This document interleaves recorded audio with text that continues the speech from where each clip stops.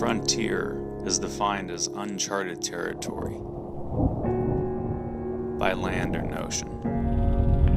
Those who chart that territory tell a story. The past illustrates the blueprint for the present, how things are and how they've evolved. From land to water, we are challenged to border that new frontier, a frontier the outdoorsman knows like no other. Author Gary Lewis works his way along that edge of where discoveries, failures, and achievements have written the story of the sportsman. Yes! Yes! From state to state, continent to continent, the stories told create the foundation of the present, and they lay the framework for the future.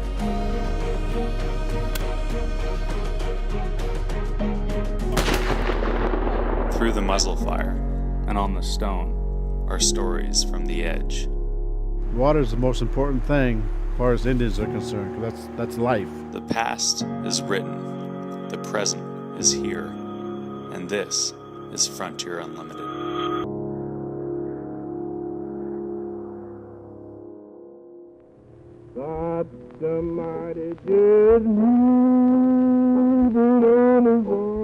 Born to a saddle in the Old South, on a plantation hunt for Bob White, and a glimpse of the past from the back of a walking horse.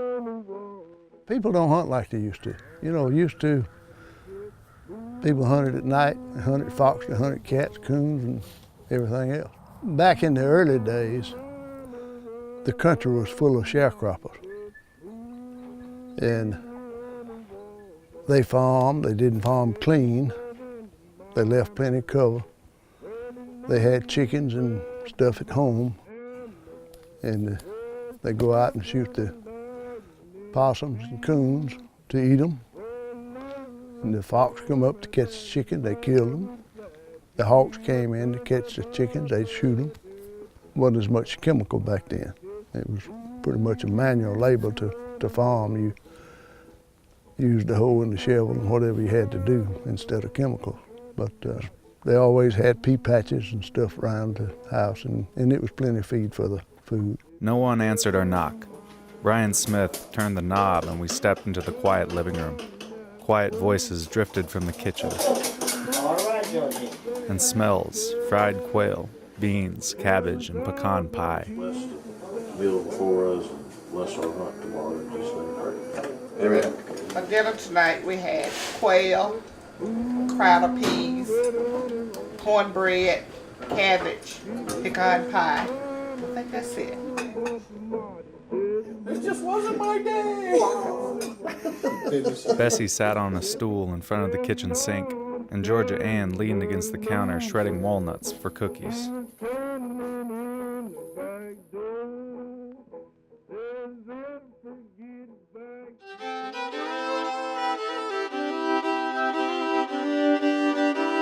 Way back on Lewis's mama's side, they were from the South too, by way of Nolichucky and Memphis, thence to Kansas.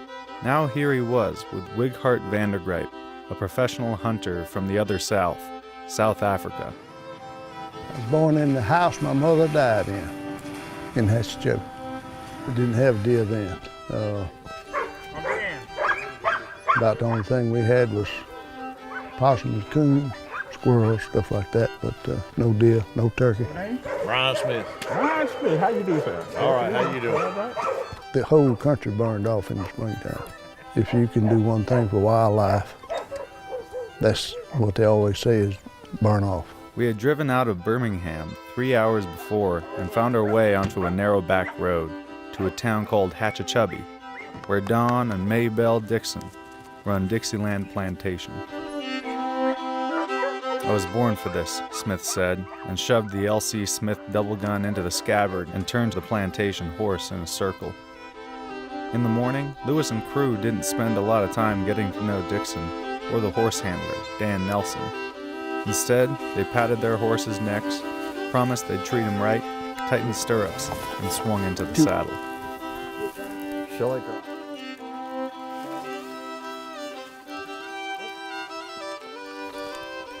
Dog is on point. Like one shooter there, one shooter there. You got it. In front of me. Okay. You got plenty of time to shoot them now. Yeah, So when they say, you don't have to boom. sure.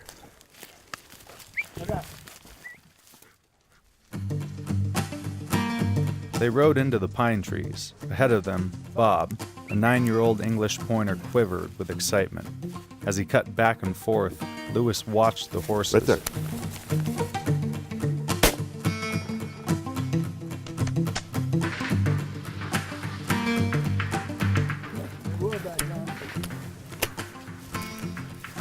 And that's a Tennessee Red. Oh, okay. They done got together now. Yeah, good. That's an ugly bird to me. Bob White's a pretty bird. Tennessee Red. And there were some Bob White in that group, and then this. I was expecting him to fly like a Hungarian partridge, and as soon as I reconciled that it wasn't going to do that, then I decided I better go to work. Shoot one. Probably could have got two if I'd shot a little quicker. Don't ever tie your reins together. Okay. On a hill planted to knee-high cover, allowed to grow wild, Bob's body language changed. His tail flagged, his muscles tensed and turned tighter circles. Cat-like to stand, one front leg on the ground. We've got Bob on point here, so now Brian and Jim are gonna walk up alongside Don. We got the wind in our face, about 5 miles an hour.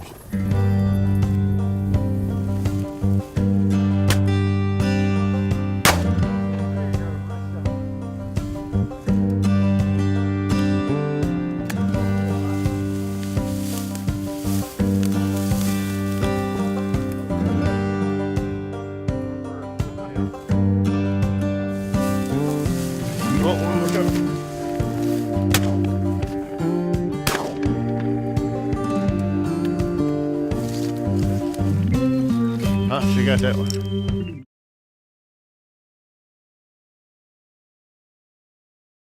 there another one there? Born to a saddle and the Old South, on a plantation hunt for Bob White and a glimpse of the past from the back of a walking horse.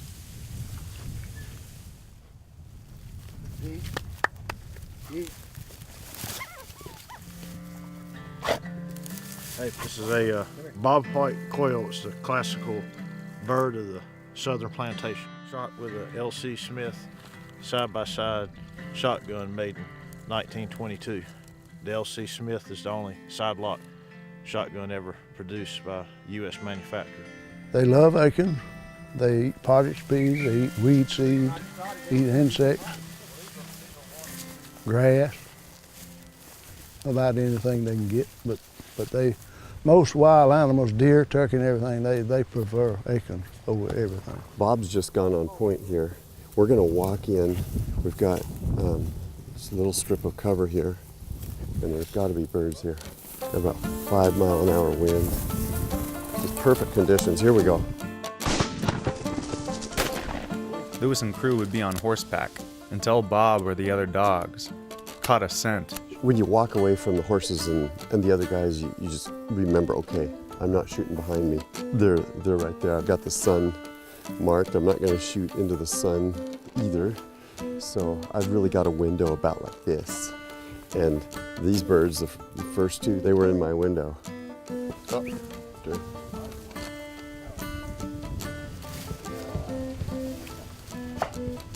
Wighart shooting the shotgun, the guy you want backing you up. Chances are the bird's gonna hook to the right, and I'll give Wighart the downwind side, this side.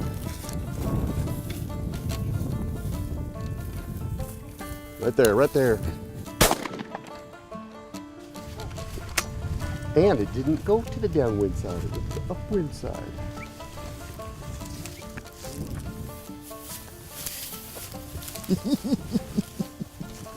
Thank you. Dixon would dismount, and that was the signal. He didn't turn and wait. He expected Lewis and crew to be there alongside, 2 steps ahead on either side, close, but not too close, to the dog.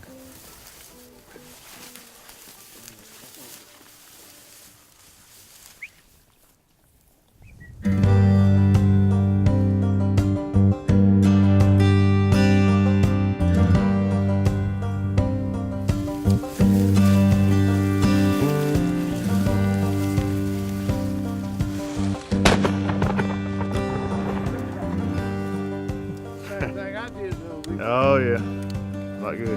This guy is a bobwhite quail down over there behind that pine tree. That's a hen there. Yeah, I was gonna show Bygart because Yeah, I showed him Yeah, that's the hen there. so he know what the hen looks Yeah. like. The male has a much whiter head. The cock's got the white head. See, the hen is brown, or the white is. Back in the early days, quail didn't have that much competition. Since the deer and turkey eat a lot of the same feed that the quail do. And now we got hogs coming in because they will run everything. Everything out there is against the quail. It's hard for them to survive. There we go.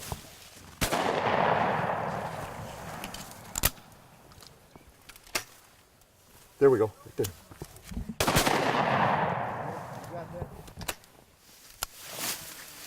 That happened fast. The birds were all around us. It's just amazing how tight they hold. We could go walking right past those things in our haste. It just makes so much more sense to just go slow. I only feel them in the back. If they're wide apart, like this one can be a hen. If they're close, those bones close to each other, it's a male. Ready? Thank you. When a quail hatches, that chick comes out of that moisture in that egg, and it's going to draw the fire ants to it. And the fire ants will come to that, and they will eat the chick. A wild turkey will eat a chick.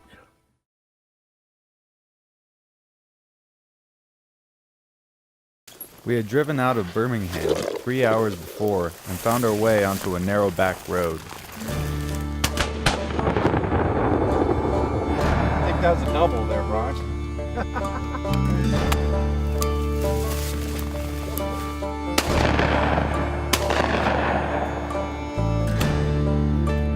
I needed some help that time. I didn't need any help on that last one.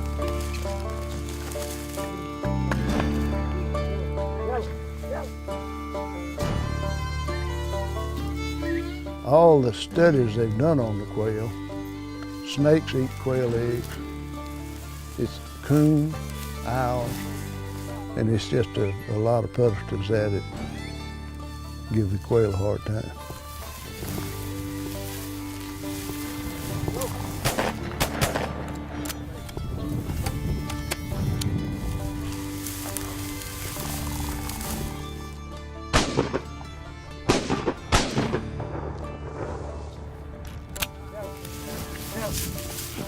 Don, let's take a look at that bird. What do we got? Oh yeah, Tennessee red. got another Tennessee red. That's a nice covey right there. Yeah. Got it.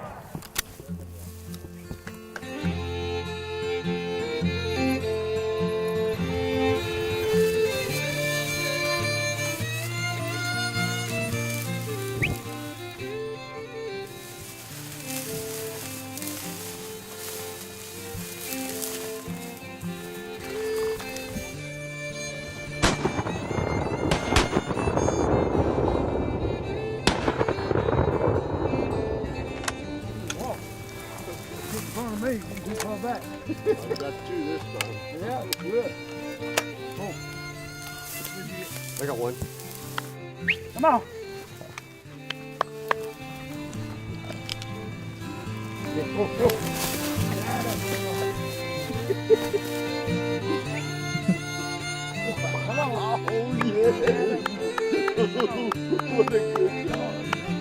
See, I think you got a triple. Okay. Can be. Because I know I only got one. Shoot. Right there. Oh, come on now.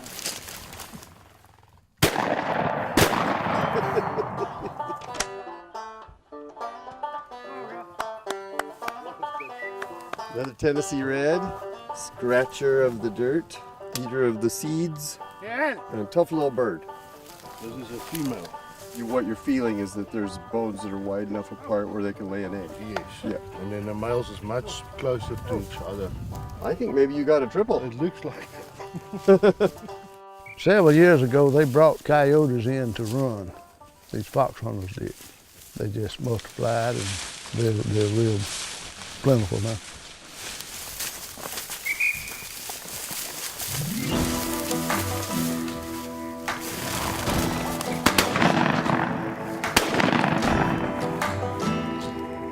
That was freaking awesome.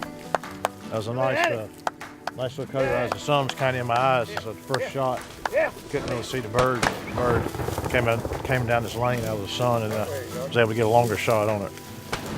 Hit about 45 yards right down that way.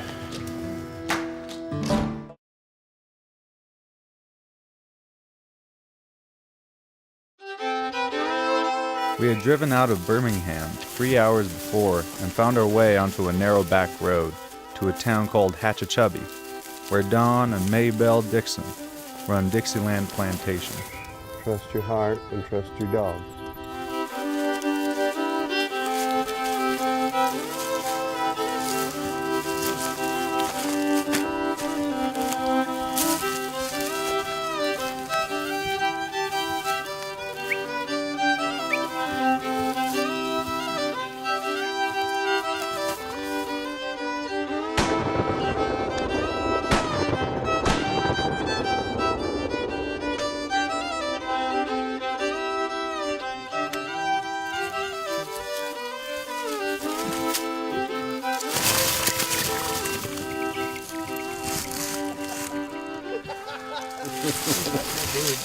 She wasn't supposed to miss that bird, but she's still on it though. Oh yeah, she went and grabbed for it and she missed it, but she's got it now. What a good little dog. What a good little dog. Come here. Unlucky bird. Yeah. Well, you can have bad luck.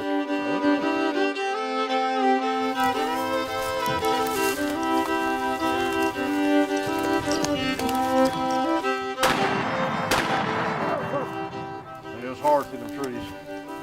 Yeah, it's just trying to pick them through the trees there.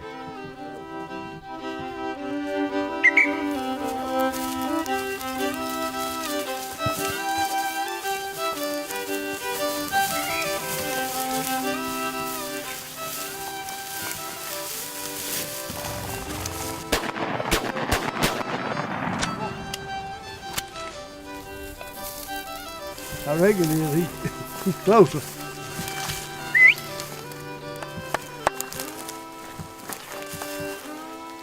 Hey. Annie. Oh, well. Here. Beautiful.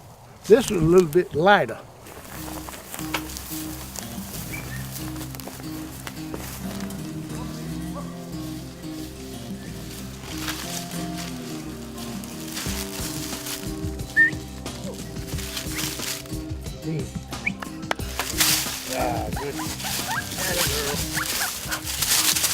A lot of people would have left that bird. Oh yeah. I don't like doing I that. know, I saw it.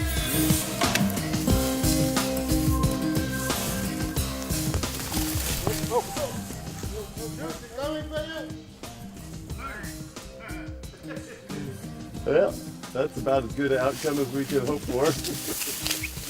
Come on, guys. Lewis shot the Weatherby like he was born to it, taking 5 quail, 4 reds, a bob white in the first 5 shots. Annie, come here. Oh. Oh, come here.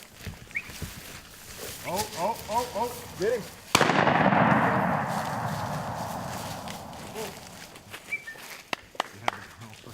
Well, that was a pretty solid cutting.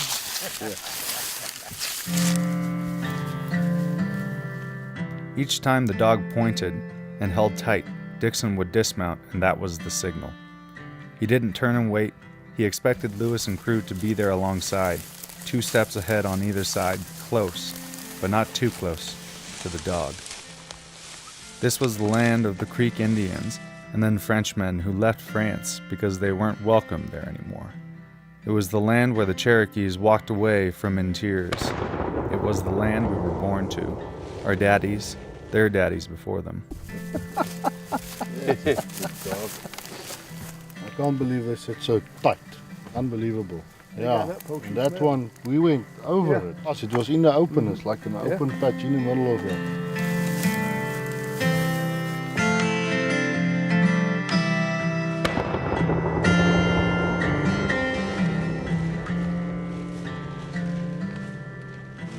It's funny how every dog handler has a different language for communicating with his dog.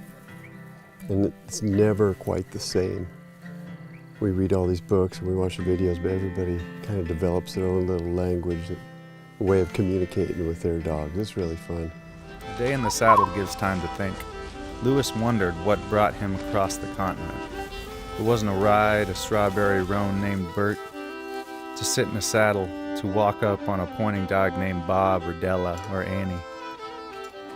He didn't come for a simple joy of the swing and the shoot of blurs of red and white in these tall, skinny pine trees. Lewis wanted to hear the wind, smell the horses' sweat, and feel leather creaking beneath him.